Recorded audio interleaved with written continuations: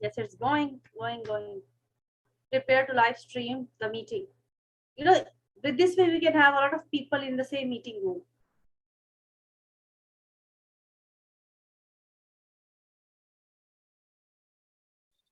So we're now streaming. Yeah, it's going to be streamed now. Okay, then. So what are we talking about then, Anil, this today? I think we need to talk about the moment a mother realized that when a child is, she's not good with the child or she was a toxic or abusive, how she can amendment, how she can amend that relationship. What do you think? What, a broken relationship between a mother and a child? Like for example, a mother have some idea that I was not good with my child. So what she can do after that? Uh, explain. Explain why you wasn't good enough or you wasn't doing what was right. Yes. Think, We are here. Yes. It's going to be streamed. I think so. About then, Let's start. can So you I hear think me? yes, I can hear you. I actually just stopped the play button over there. I I think could we hear are live myself. streaming over there. But since we have been have a lot of discussions, but Yeah. sometimes I think when people start listening to that discussion, and you also get this idea that uh, I was wrong at some point, and you get that realization. How to start doing some? You've Yes, gone I off can hear. again, and it. Okay, let me do one thing for you. It's a caption in I English. can hear you. Okay, so I am saying that let's talk about parents or mother who realized that she was not good enough or she was not treating her child well. It's not about a small child, it could be adult child also. So Okay. how she can See, start doing amendment in that relationship.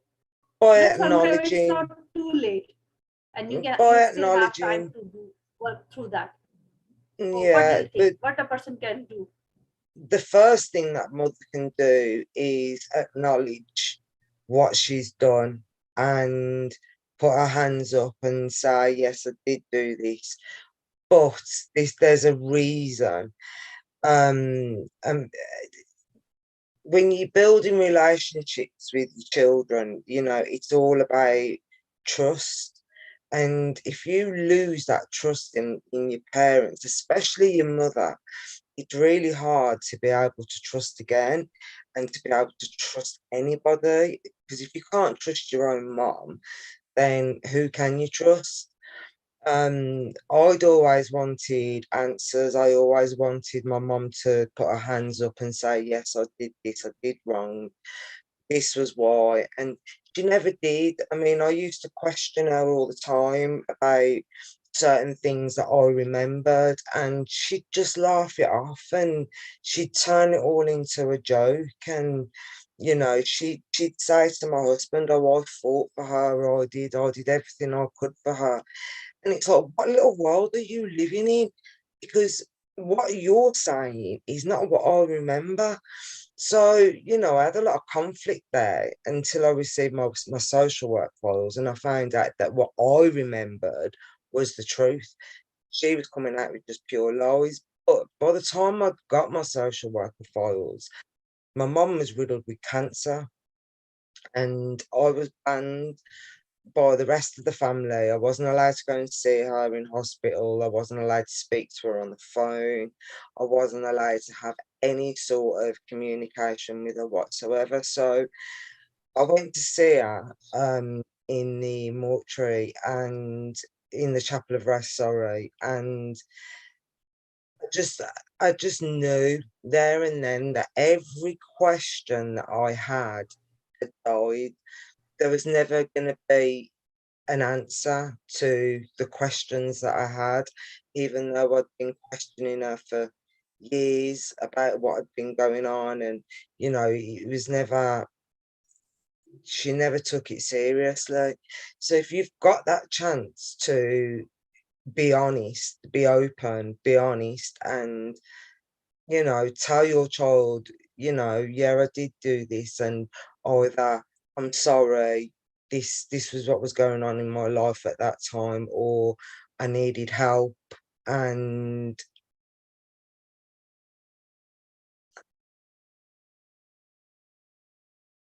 can you still hear me? I can't hear you. I just turned on the caption. You can read those caption, and that's how you can see that conversation, what conversation was going around. So Okay. since you were talking about you find it out and you also find it out that it was late for you.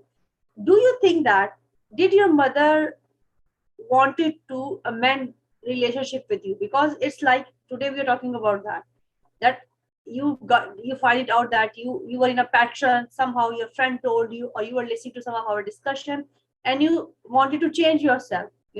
People always want to do better for their children, and when they realize that the things are not working, I think is it easy? Because sometimes I think that might be ego involved in that.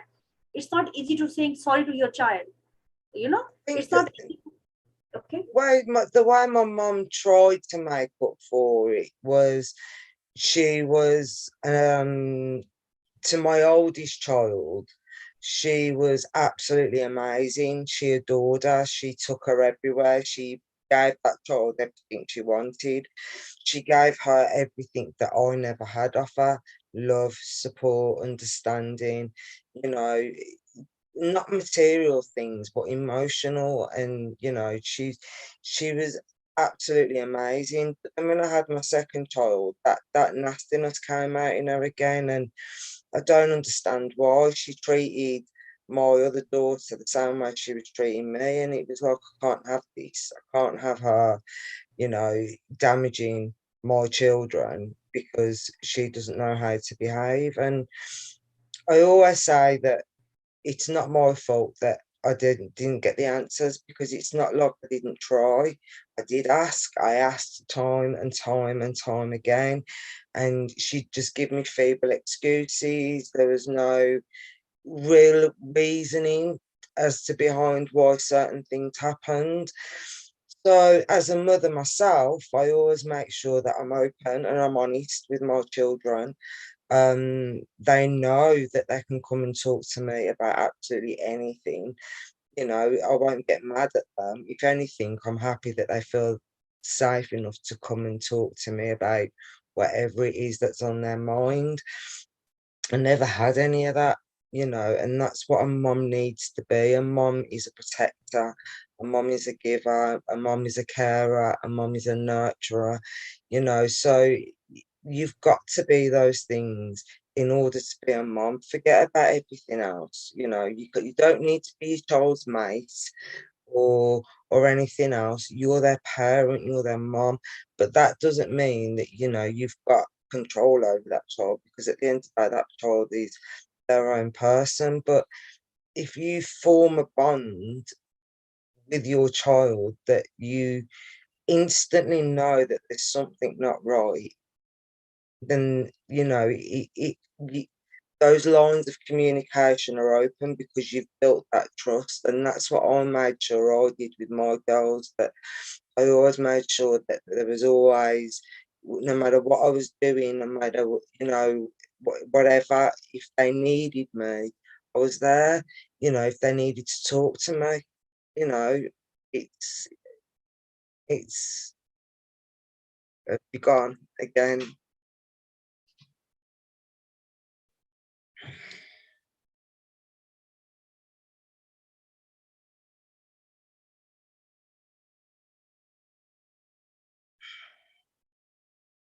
What happened there? Same, same thing. But we will continue the work that we are doing. I think I need to make you. I think I need to make you co-host over here. If you will be co-host, then if I go and I come back, you will be connected to the people. So Yeah. let me do that. Okay. So Okay. let me tell you something. Why I wanted to have that discussion. A day before yesterday, somebody asked this question from me that since I did a lot of things and I don't know what to do and I don't know how to mend relationship with my children, because I have done enough and I have done enough damage to their life. And parents, children are also scared of me, and they don't want to talk to me. And I was not aware of the fact, because in our last discussion we talk about that sometime, and we have been discussing those factors also, that you don't understand, they might need help. Like you talk about this so many times that It's about being honest, but start being honest with your children. If you've done wrong and you know that you've done wrong, admit it, because that's the first step, by admitting that you was in the wrong, not your children. Because you grow up thinking that it's that it's your fault that your parents hate you, and it's your fault that you got a beating, and it's your fault that this happened, and because that's all I ever got told. It was my fault. But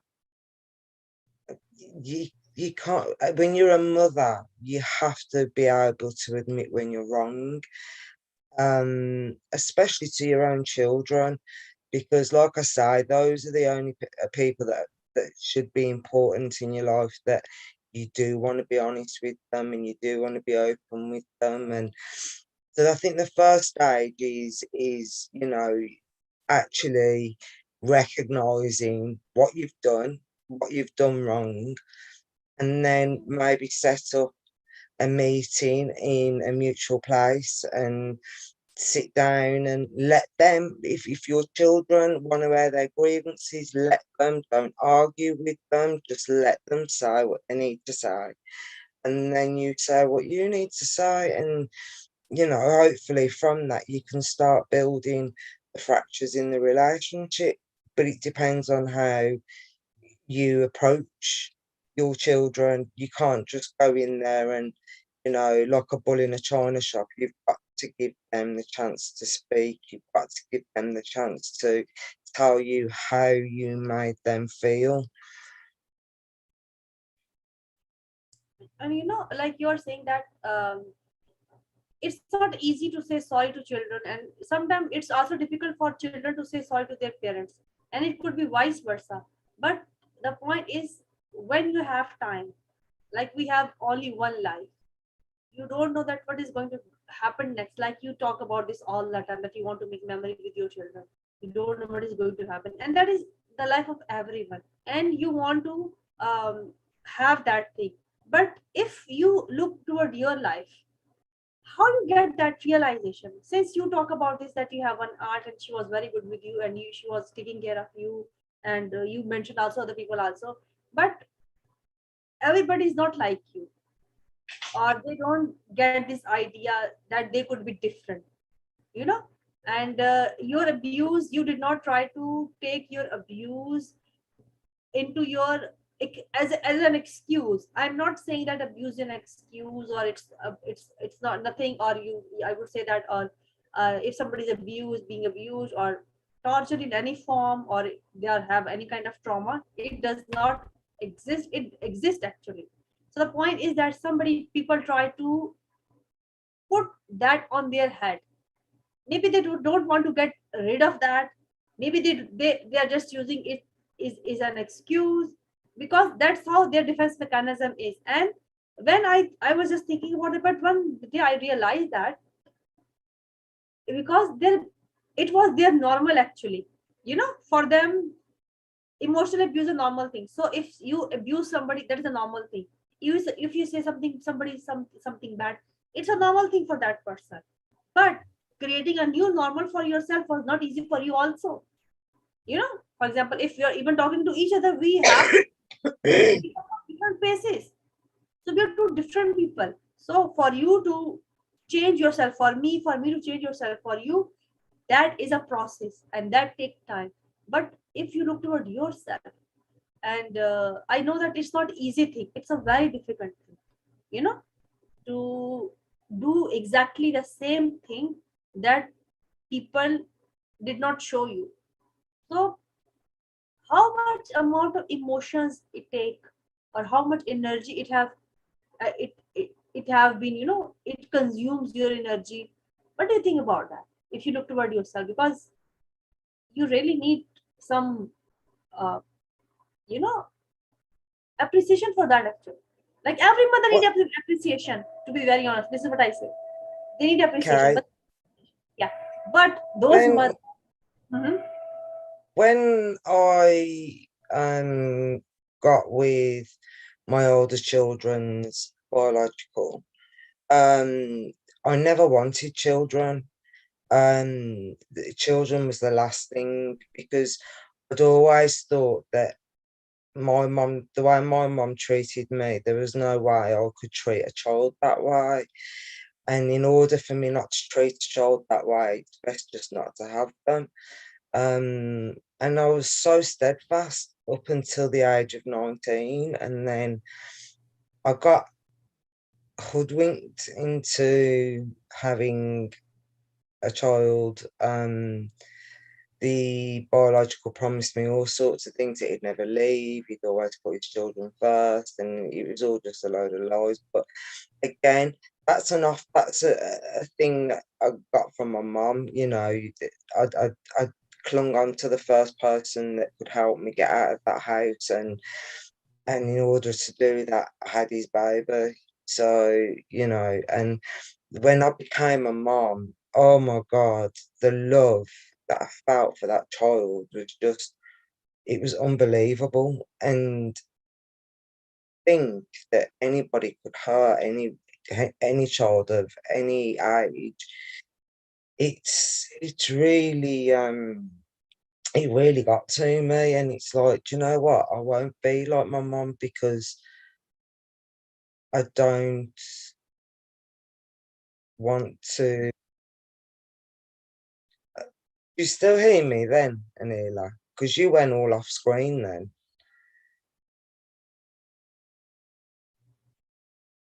Can't hear you. Can you hear me? Yeah. Can you hear me?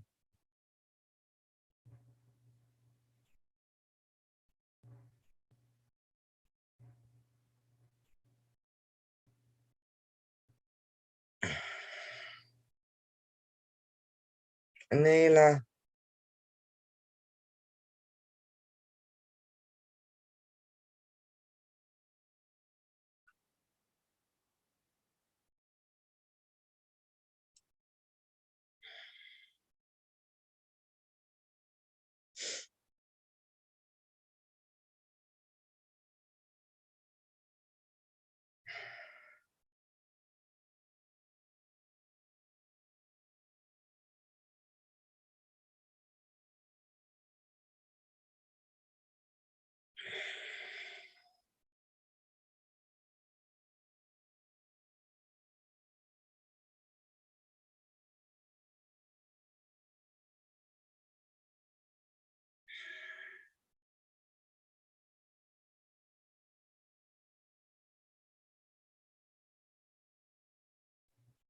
Okay. So you know what I did? Now when I go, I just make you co-host already. So if Yeah. I'm going, then you are still talking and you can still be live on the YouTube. Do you get that or Okay. not? Okay. Can Yeah, you hear that's me? fine. Yeah, I can hear you. Can you hear me? Yeah.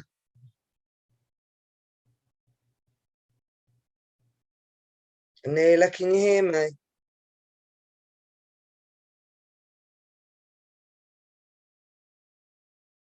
Hello. Okay, everybody. Hi, Anila, you're back again. Are you back again now? I can't hear you.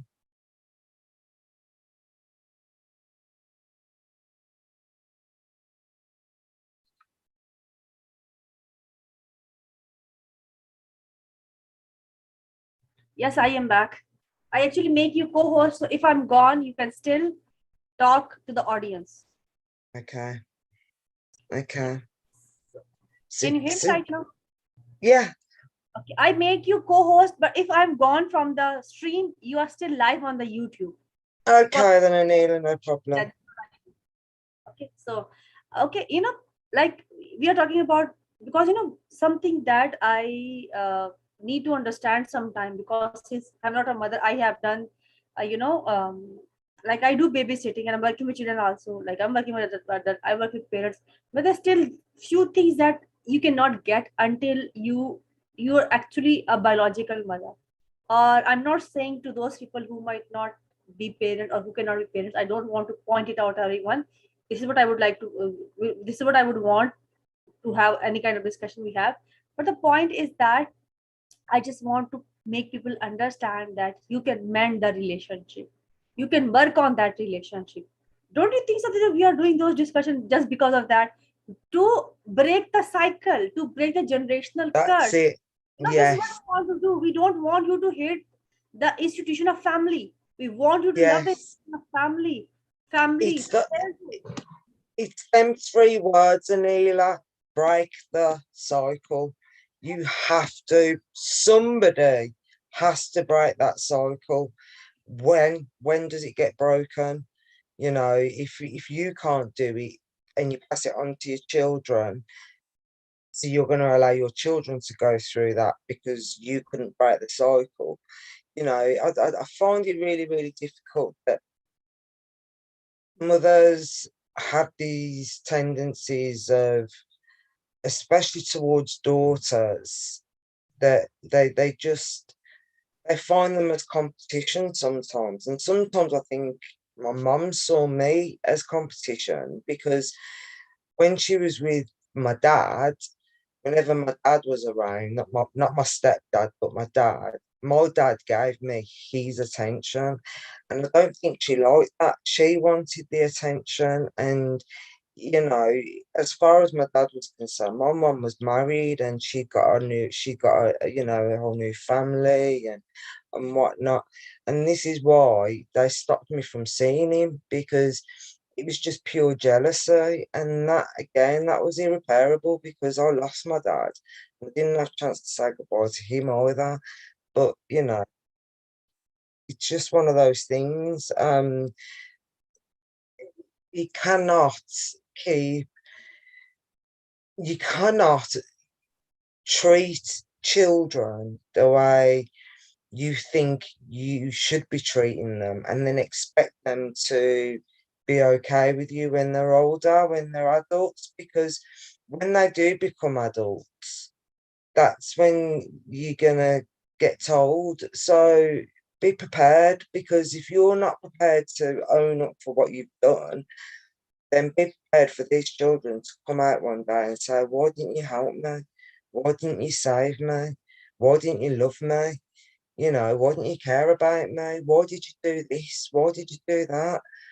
You know, I'll never get those questions answered, never. And I've now come to that realization that I'll never get those answers. But a lot of people don't. And I feel really, really sorry for them, because it's like somehow I've managed to let go and say, do you know what? She did what she did. You know, I do think that she needed help. She did need help mentally and, emotionally. She did need help and she wasn't offered it. But at the same time, it didn't give her the excuse to, swim me around my living room by my hair. I was an adult when I realised that what my mum had done to me was wrong. Because as soon as I looked at my own baby, I knew there was absolutely no way I could touch that child, not a hair on her head. And that's the same with my two youngest now. They're my absolute world. And the thought of anybody hurting them in any way, shape, or form kills me. It gets me angry and I feel sick.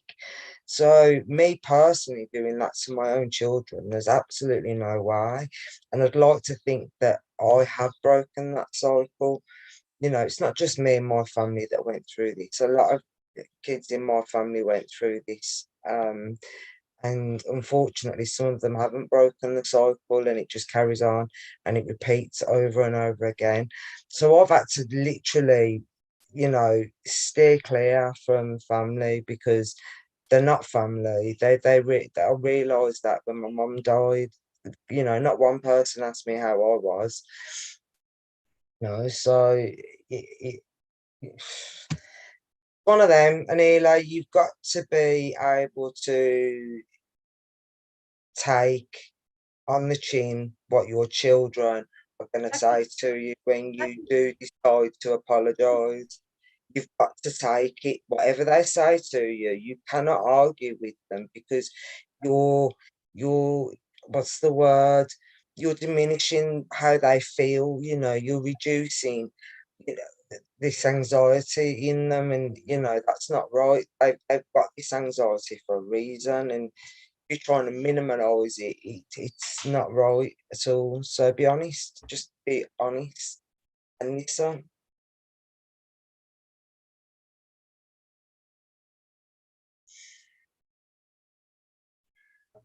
And what I feel sometimes is it's not even easy to talk about that, because I have seen a lot of women when they have to say something to their children, and they are so ashamed, they feel ashamed, and they feel guilty of their situation.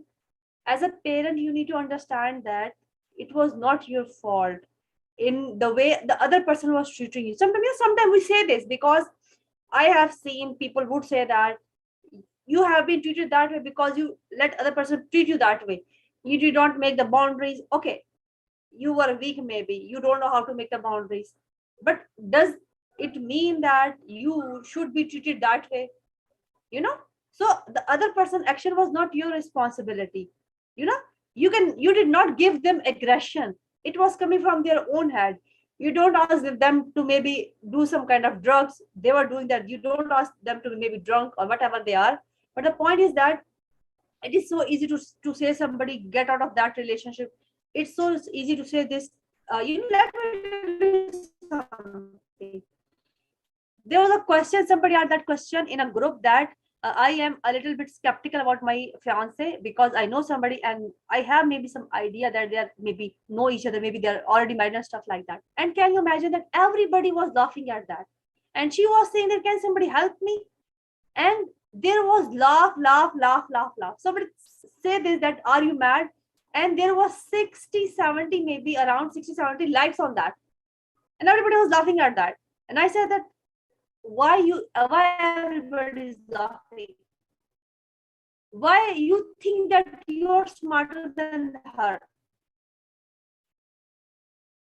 Do you understand that what she's being through? So this is the this to somebody that you are going under some kind of stress. They would say, just get out of that. How to get out of that? You tell them that you have some kind of toxic relationship. Get out of that. How you can do that? You know, they're not telling you the way what to do with that. If you The look towards thing is, yourself, yeah. I mean, people used to question me, why do you still speak to your mom? How can you still have a relationship with your mom and all of this? Simple question, the answer is she's my mom. Mhm. Yeah, And exactly. it's very, very hard for a daughter to break that bond with her mom, because once that bond is broken, there's no going back, because there's no stronger bond than a mother and a daughter.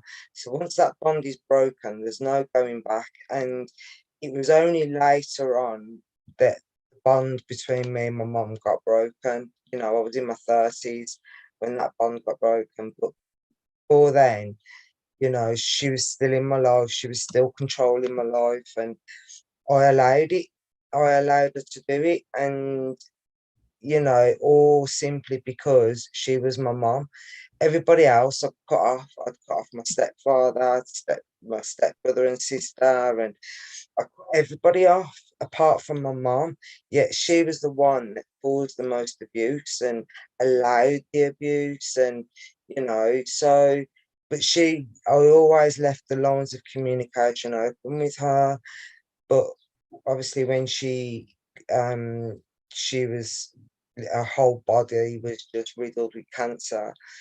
The family had, because my stepdad and his kids, they're very controlling of my mom. They used to have her money and all sorts and whatnot. So I used to take her out shopping and things, and just do what a mother and daughter would do. And I'd try and talk to her, and again, there'd just be nothing. But I still kept that relationship going with her because I loved her. She was my mom.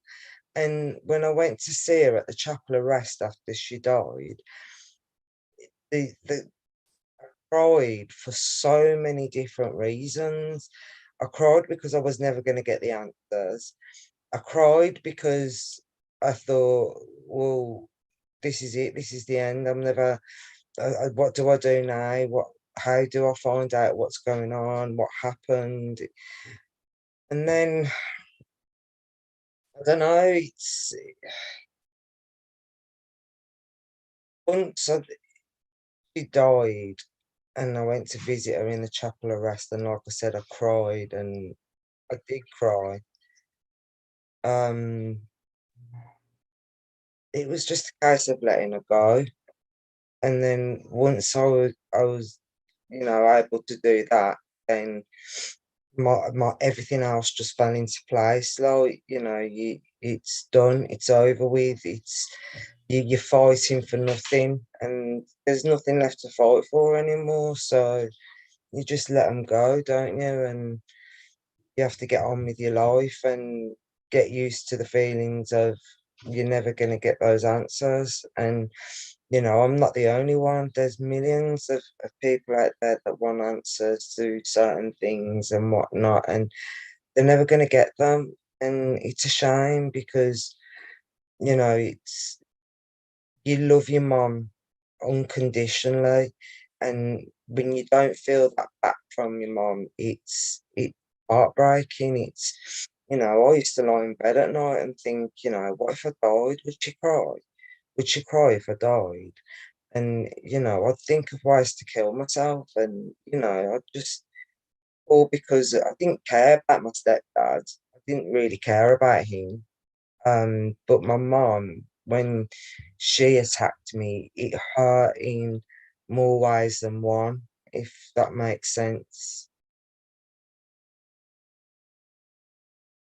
Okay, Anila, you've froze again. So yes, if there's any mothers out there that they're having problems, relationship problems with their daughters or their sons, or if you are a child of neglect and you've got questions for your mom, ask them.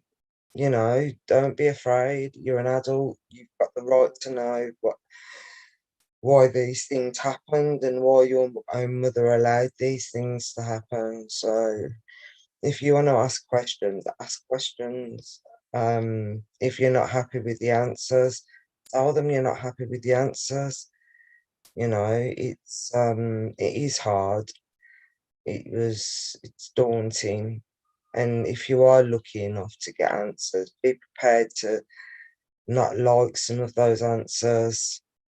Um, Sometimes, that we hear things that we don't like, and you might just get that something when Anila, are you there?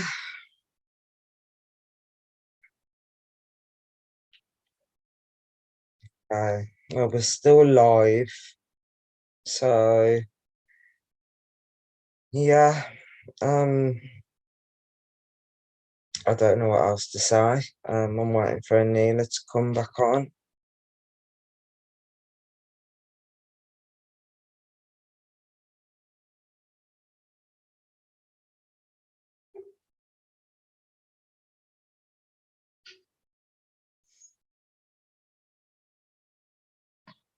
Bye.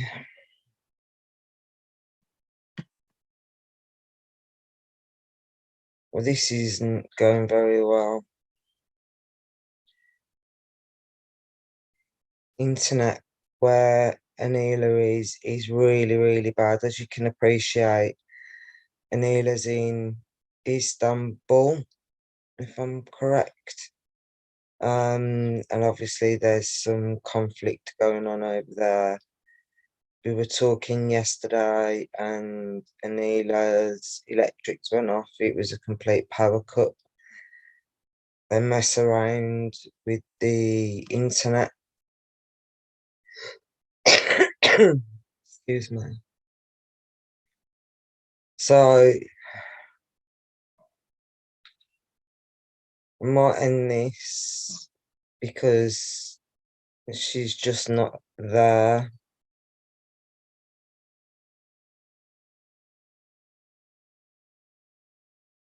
Okay then. Right. We'll